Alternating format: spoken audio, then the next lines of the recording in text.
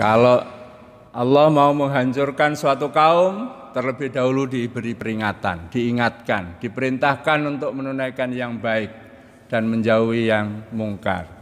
Tapi kalau ternyata itu diabaikan, maka berlakulah hukum alam, hukum sunnatullah, hukum besi yang ditetapkan oleh Allah Subhanahu wa taala. Fadammarnahu tadmira, lalu akan dihancurkan dengan sehancur-hancurnya. Hari ini setengah tahun kita telah berada dalam situasi pandemi.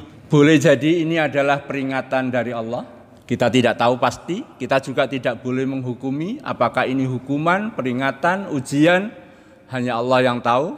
Karena kita tidak punya otoritas untuk menghakimi, tidak punya kekuasaan untuk menghakimi. Kalau ini adalah ujian, maka kata Allah, kalau kemudian kita tidak lulus di ujian ini, ya fadammarnahu tadmira, akan dihancurkan oleh Allah.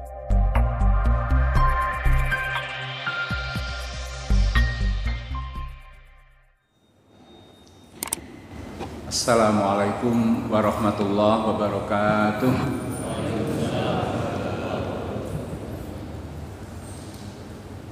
Alhamdulillahi wahdah, wassalatu wassalamu ala rasulillah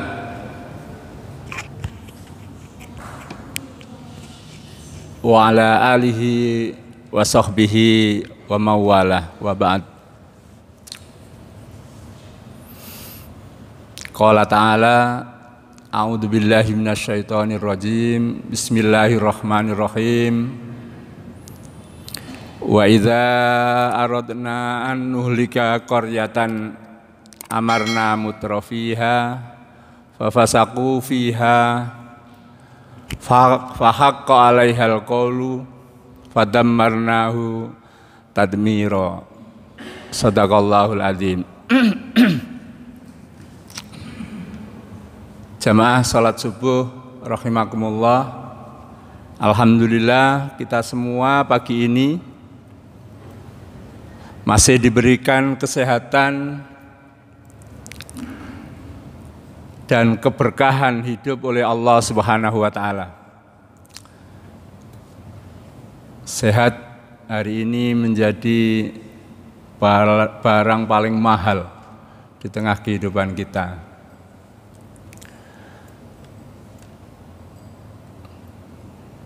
Mengutip ayat 16 dari surat Al-Isra atau surat ke-17 yang barusan saya bacakan,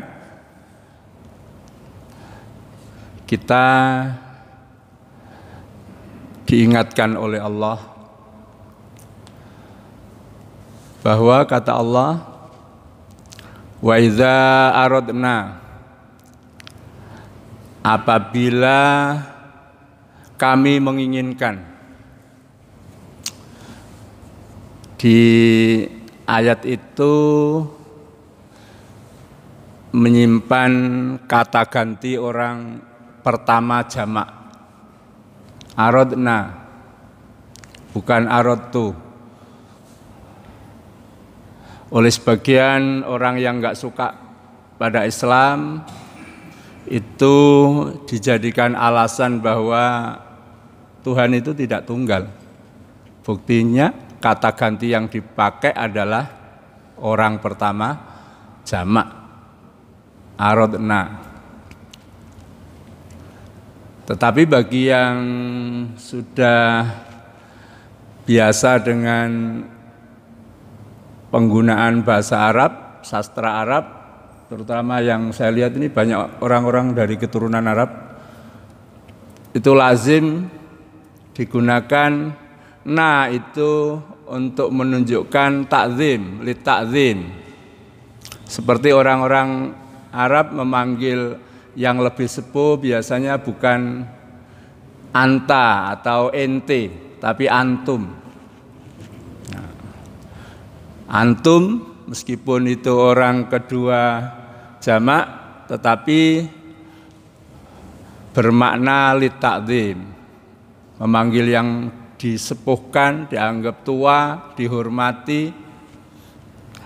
Sangat banyak di dalam ayat Al-Quran yang menggunakan kata ganti orang pertama jamak. Inna nahnu nazzalna dzikra wa inna lahu lahafidun. Wa idza aradna, apabila kami menghendaki, menginginkan, bermaksud an-nuhlika, untuk menghancurkan qaryatan. Qaryah bisa berarti desa, bisa berarti negara, bisa berarti kawasan, atau yang lebih luas dari itu. Kalau Allah mau menghendaki sebuah kawasan, daerah, bangsa itu hancur,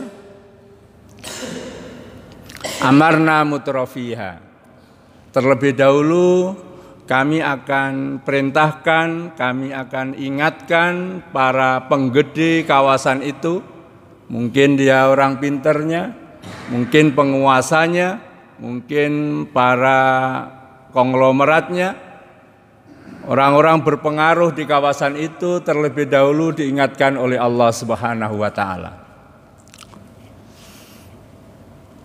Fafasaku fiha, tetapi kalau kemudian mereka setelah diingatkan masih juga melanggar, masih juga mencoba untuk ingkar, fahaqqa alaihal qaulu, maka berlakulah hukum besi Allah Subhanahu wa taala. Kalau Allah mau menghancurkan suatu kaum, terlebih dahulu diberi peringatan, diingatkan, diperintahkan untuk menunaikan yang baik dan menjauhi yang mungkar. Tapi kalau ternyata itu diabaikan, maka berlakulah hukum alam, hukum sunnatullah, hukum besi yang ditetapkan oleh Allah Subhanahu wa taala. Fatammarnahu tadmira, lalu akan dihancurkan dengan sehancur-hancurnya. Jamaah sholat subuh rahimakumullah, hari ini setengah tahun kita telah berada dalam situasi pandemi. Boleh jadi ini adalah peringatan dari Allah. Kita tidak tahu pasti, kita juga tidak boleh menghukumi apakah ini hukuman, peringatan, ujian, hanya Allah yang tahu. Karena kita tidak punya otoritas untuk menghakimi, tidak punya kekuasaan untuk menghakimi. Kalau ini adalah ujian, maka kata Allah, kalau kemudian kita tidak lulus di ujian ini, ya fatammarnahu tadmira, akan dihancurkan oleh Allah. Bayangkan orang-orang yang sombong-sombong itu, negara-negara yang sombong, negara adidaya itu tidak berkutik menghadapi makhluk yang sangat kecil ini. Kehancuran umat manusia dalam sejarah umat-umat terdahulu disebutkan bahwa hancurnya manusia itu bukan melawan kekuatan besar, rata-rata melawan kekuatan makhluk-makhluk kecil. Bagaimana Raja Abraha kalah oleh burung ababil, masih kelihatan itu. Virus corona itu kita tidak tahu berada di mana. Memang ada spekulasi. Spekulasi itu apa ya? Ya dugaan. Oh ini tidak ada virus corona itu, yang ada itu konspirasi katanya. Wah, canggih sekali, konspirasi. Boleh saja orang berspekulasi begitu, ini konspirasi dan lain sebagainya, tetapi nyatanya korbannya itu ada. Coba orang-orang yang meyakini ini konspirasi, datanglah kepada korban corona, rangkullah mereka, berani apa enggak? Jadi ini faktanya ada. Kita juga mendengar, kita tidak takut pada corona, hanya takut pada Allah. Ya boleh saja, tapi kan Nabi mengajarkan bahwa ikhtiar itu harus dilakukan. Itu bukan tawakal yang seperti itu. Itu ceroboh. Cobalah kalau di depan singa kita ini hanya takut pada Allah, tidak takut pada mati. Di depan kita singa lapar, kan itu bukan bagian dari tawakal namanya. Itu ceroboh, bunuh diri. Dan bunuh diri itu dilarang oleh agama. Di luaran terserah orang mau percaya atau tidak, ada teori konspirasi atau ini adalah buatan dan lain sebagainya, silakan. Tetapi bahwa bahayanya itu nyata, korbannya ada. Bahkan dokter, profesi yang selama ini sangat kita agungkan, kita hormati, kita rindukan, tapi justru paling perawan. Jumlahnya banyak sekali yang meninggal karena itu. Maka perdebatannya bukan apakah itu sungguh ada atau tidak, karena faktanya memang ada, tetapi bagaimana kita belajar di tengah ujian ini, di tengah kesulitan ini untuk memperoleh hikmah, memperoleh pelajaran, memperoleh manfaat. Kita berdebat sana sini, coba bayangkan kita masih berdebat terus, di Cina sana sudah menemukan antivirus, menemukan vaksin. Kita suka tidak suka pada Cina, tapi Cina ternyata bisa mengambil pelajaran dari setiap peristiwa. Tentu peristiwa corona ini peristiwa besar, setiap peristiwa besar selalu ada pelajaran berharga yang bisa dipetik darinya. Kita seyogianya mengambil pelajaran itu. Maknanya apa? Virus corona itu virus yang paling demokratis. Korbannya tidak pilih-pilih, tidak pandang bulu. Mau orang melarat ada yang kena, mau konglomerat ada juga, mau pejabat ada, mau rakyat juga ada. Mau yang ahli agama ada, yang anti agama juga ada. Ini kan demokratis. Menyerang semua saja. Jadi situasinya seperti itu, tidak untuk kita perdebatkan ada atau tidak karena faktanya sudah ada, tapi bagaimana mengatasinya. Itulah mengapa Muhammadiyah kekeh menyatakan bahwa di tengah pandemi yang membuat hidup kita serba susah, kita tidak boleh menambah masalah. Kita harus mencari masalah, membantu menyelesaikan masalah, setidaknya tidak menambah masalah. Tidak menambah masalah itu ya dengan mematuhi apa yang seharusnya dihindari. Memang di setiap daerah beda-beda. Surabaya sekarang masih merah. Kemarin sempat dikatakan oranye, tapi Surabaya tempat lalu lalang orang dari berbagai tempat rumah sakit besar berada. Jadi rumah sakit besar itu juga kemudian berkontribusi juga. Sekarang merah lagi. Mau dicitrakan politiknya Surabaya sudah hijau. Sekali diucapkan dikecam rame-rame karena faktanya seperti itu. Mungkin Sumeneb aman. Tetapi virus ini tidak statis, tidak mandek di satu tempat. Ini terus bermigrasi, pindah dari satu tempat ke tempat lain, sebagian besar oleh kerumunan massa. Saya kaget masuk masjid ini tadi betapa rapatnya soft ini. Mungkin karena aman, selama ini tidak ada masalah, mudah-mudahan, saya senang sekali jika itu karena aman. Tapi jangan sampai karena melawan sunnatullah.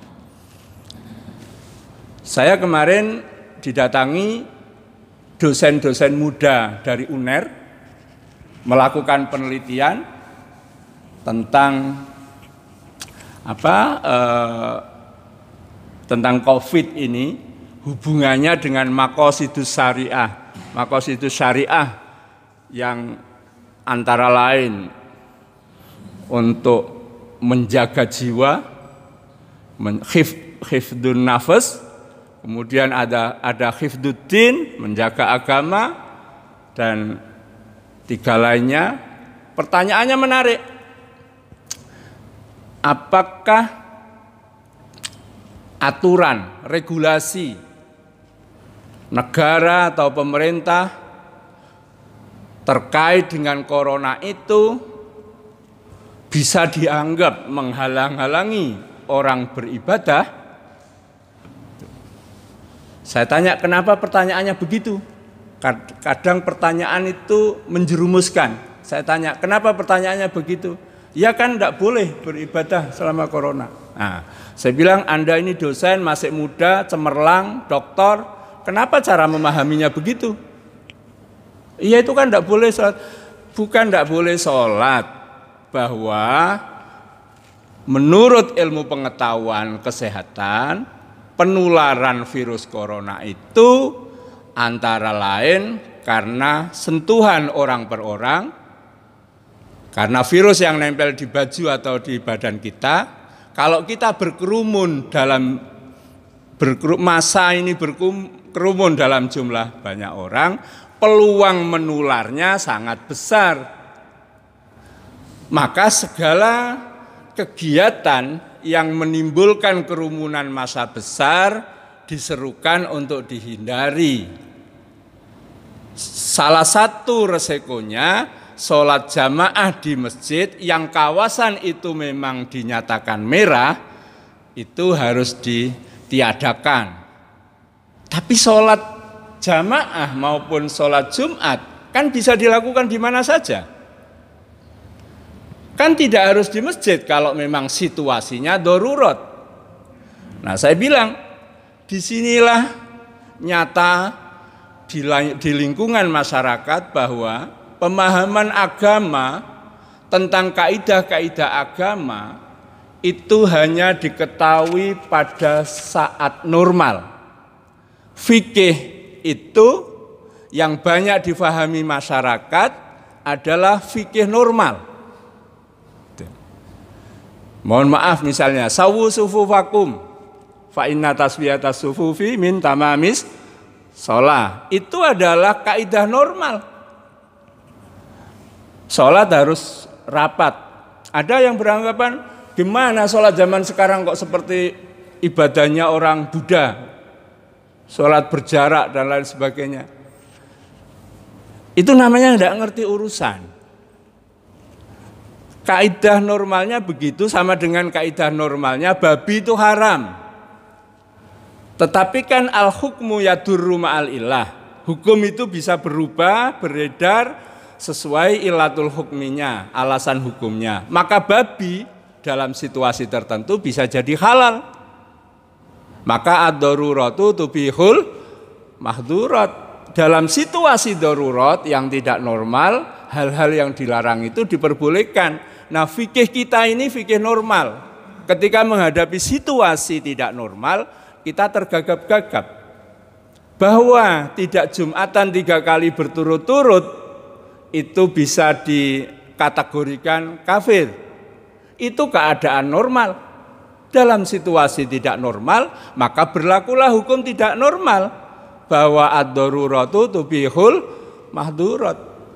Nah, tapi di sini antara pemahaman keagamaan dengan kecemburuan politik itu tidak bisa dipisah. Maka beredar di WA, hanya di negara komunis sholat jamaah dilarang. Nah, ini kan bahaya. Ini tidak ada hubungannya dengan negara komunis dan tidak. Sudahlah, paling tinggi haji ditiadakan, itu mau bilang Arab Saudi komunis. Kan tidak ada hubungannya dengan itu. Ini hanya menghindari penularan akibat kerumunan massa. Isu politik bercampur dengan isu agama, digoreng di media sosial, wah itu berbahaya. Maka jamaah sekalian, jangan terlalu percaya media sosial, karena semua bisa diedit, bisa diatur. Meskipun kita tidak suka terhadap pihak-pihak tertentu, apakah penguasa atau lainnya, tapi tidak perlu kita habiskan energi kita untuk terus mempercayai atau tidak percaya pada itu, abaikan saja. Tapi kita sendiri bahwa menjaga jiwa itu adalah wajib. Mencelakakan diri itu tidak boleh. Maka itulah Muhammadiyah mengambil keputusan semua kegiatan yang mengundang massa dalam jumlah cukup banyak harus dihindari. Wah, bagi orang yang nggak paham, ini dimaknai macam-macam. Ini berlebihan dan seterusnya. Nah, jamaah sekalian, maka kita menghadapi ujian seperti ini jangan bertikai sendiri. Kita mencoba mencari solusi, setidaknya untuk diri dan lingkungan kita. Jangan menambah masalah. Nah, Bapak Ibu sekalian, ketika masa pandemi corona berkerumun itu sesuatu yang harus dihindari, sebentar lagi kita akan punya agenda pilkada. Pilkada itu mengundang kerumunan massa. Ini juga harus hati-hati. Betapapun di lingkungan Bapak Ibu itu aman, tetapi kehati-hatian tetap harus dijaga. Apalagi nanti, saya tidak tahu di Sumeneb petanya seperti apa. Sulit bagi peserta pemilu atau pilkada untuk tidak menghadirkan massa dalam kampanyenya. Saya yakin jamaah ini tidak ada problem karena bisa menalar, berpikir rasional. Tapi masyarakat di bawah yang dimobilisasi, digerakkan tanpa pertimbangan rasional, yang penting dibayar, itu justru yang berbahaya. Karena kalau di lingkungan kita kemudian ada yang terpapar, maka bahayanya bukan hanya untuk dia, tapi juga lingkungannya. Jamaah sekalian, apa yang saya maksud mengambil pelajaran, mengambil manfaat di tengah pandemi ini, kalau bagi kita yang bergerak di dunia dakwah, antara lain misalnya, ini kan momentumnya, kesempatannya orang lagi pada mau saya katakan banyak yang nganggur, kok gak pantas. Artinya banyak waktu kita dibandingkan dengan sebelum ada corona. Sebelum ada corona kita mungkin waktu seperti sangat kurang-kurang. Nah, kesempatan banyak waktu itu mari kita ciptakan untuk melakukan apa yang bisa manfaat. Di kalangan anak muda saya selalu mendorong, ayo kita nulis, mumpung kita punya waktu. Nulis apa? Apa saja tulis, saya bilang. Bagi yang berada di lingkungan masjid, ayo kita tulis mengenai masjid ini misalnya. Loh, saya tidak bisa nulis, sebisanya dicatat. Masjid ini dulu asalnya seperti apa, kemudian bisa besar karena siapa saja, maksud saya orang-orang yang berperan siapa, jamaahnya dari mana saja, kegiatan dakwah yang dilakukan seperti apa, ditulis semua sampai perkembangan terakhir. Menulis itu perintah Al-Quran. Kita itu agama yang luar biasa. Ayat pertama turun perintah membaca. Di ayat surat berikutnya, nun wal kolami wama yasturun, tegas. Dengan menulis kita bisa mengabadikan kegiatan kita. Loh, ngaji begini, sekarang kita yang mengalami biasa saja. Coba ini 10-15 tahun yang akan datang. Kenapa kok nggak ada yang mengambil fotonya untuk diabadikan? Ya, untuk diabadikan. Saya lihat semuanya ini kalau selfie juga di mana-mana. Kegiatan ini difoto coba. Misalnya, nanti kemudian dikasih penjelasan, narasi. Ini pengajian tanggal sekian dan lain sebagainya.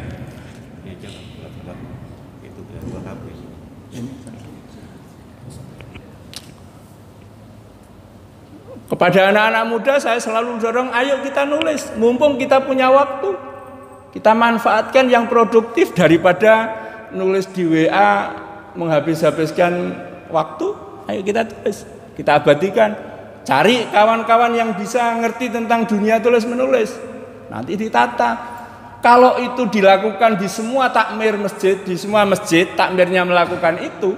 Misalnya di Sumeneb punya 10 masjid, jadi satu buku tentang dakwah di masjid-masjid Sumeneb. Jenengan belum merasakan manfaat tulisan itu sekarang, tapi sekian tahun yang akan datang itu akan sangat bermakna. Setidaknya untuk menjaga aset, yang kedua untuk mewariskan nilai perjuangan itu bagi generasi muda. Kita sekarang kerap kehilangan dokumen sejarah karena peristiwa penting tidak ditulis. Ada pengalaman harta-harta wakaf yang wakifnya itu sangat kaya, bahkan orang guyon kekayaannya itu 7 keturunan. Nah, begitu keturunan ke-8 harta wakaf itu ditarik oleh keluarga karena toh nggak ada bukti ini diwakafkan siapa, nggak ada dokumen, karena keturunan ke-8 sudah tidak kebagian harta itu, maka harta yang sudah diwakafkan ditarik. Di Madura itu peristiwanya, tapi tidak di Sumeneb, di Madura. Itu sekedar contoh bagaimana kita menggerakkan anak-anak muda di tengah pandemi ini untuk melakukan sesuatu yang positif, yang mungkin jika dilakukan di luar pandemi itu tidak mudah. Coba panti asuhan, saya kok menunggu ada tulisan tentang panti asuhan di Sumeneb. Perannya bagi penciptaan generasi atau pemimpin, dicek aja data-data alumni panti itu siapa saja, di mana saja. Karena saya tahu panti Pak Sumeneb ini telah melahirkan banyak intelektual muda yang mungkin dulu tidak dipertimbangkan, tidak diperhitungkan, tapi sekarang terus dinamis, terus bergerak yang bersangkutan. Nah itu pasti ada celupan yang didapat dari panti itu, mungkin juga dari Masjid Darussalam ini. Banyak hal, saya terus dorong itu, ayo kita tulis. Sejarah dakwah itu penting. Kadang orang mengabaikan itu. Kenapa bisa muncul Masjid Darussalam di sini? Misalnya, siapa dulu penggerak dakwah awal dan juga di masjid-masjid yang lain? Tidak harus bapak-bapak yang sepuh-sepuh, tapi bapak yang sepuh-sepuh ini jadi narasumber. Ceritakanlah bapak-bapak, anak-anak muda nanti yang merekam dan ditulis. Kan ada sesuatunya. Jangan sampai peristiwa ini lewat setengah tahun kita tidak dapat apa-apa kecuali kebagian susahnya. Dan tentu saja masih banyak hal yang menurut orang sini bisa berguna untuk jangka panjang. Saya di tengah pandemi gawat-gawatnya bulan April, Mei, itu dapat surat dari seorang mubalek. Gara-gara khutbah Jumat ditiadakan, pengajian ditiadakan, padahal listrik bayar penuh, air bayar penuh, SPP bayar penuh, maka kami menjadi sulit hidup ini. Bahasanya serupa dengan itu. Siapa yang bisa menolong kami? Ini mubalek, terkenal lagi. Kalau mubaleknya yang biasanya menyemangati umat saja seperti itu loyo, diuji hanya 1-2 bulan waktu itu sudah tidak berkutik. Nah terus umat ini mau ngeluh sama siapa? Saya bilang, ini justru tantangan. Selama ini Anda memperoleh maisha melalui ceramah sepanjang masa, tidak pernah lapor. Gitu. Gimana manajemen hidup Anda? Saya bilang, bukan saya sombong, bukan memarahin, enggak. ini harusnya menyemangati orang ketika susah. Ini semua pada susah, mubaliknya ikut loyo. Tidak boleh saya bilang. Harus tetap tegar, wong semut saja masih makan kok, masuk kita mubalik lagi. Tidak boleh, harus survive, harus bertahan. Ya lakukanlah apa yang bisa dilakukan, pasti akan menghasilkan sesuatu yang bermakna, berguna. Nah Bapak Ibu sekalian yang berbahagia, saya kok jadi lupa kok ceramah. Maksud saya tadi itu mengantarkan sejenak, nanti kita dialog saja. Kiranya itulah, biar tidak ceramah. Assalamualaikum warahmatullahi wabarakatuh. Tapi saya membuka diri untuk dialog. Adakah? Sepertinya sudah siang, waktu matahari sudah terbit. Kalau ada yang saya sampaikan itu tidak berkenan bagi Bapak Ibu, mohon dimaafkan. Supaya kita semua mendapat berkah. Tapi kalau ada yang benar, mungkin bisa disebarkan. Kurang lebihnya mohon maaf. Nasrun minallah wa fathun qarib. Wassalamualaikum warahmatullahi wabarakatuh.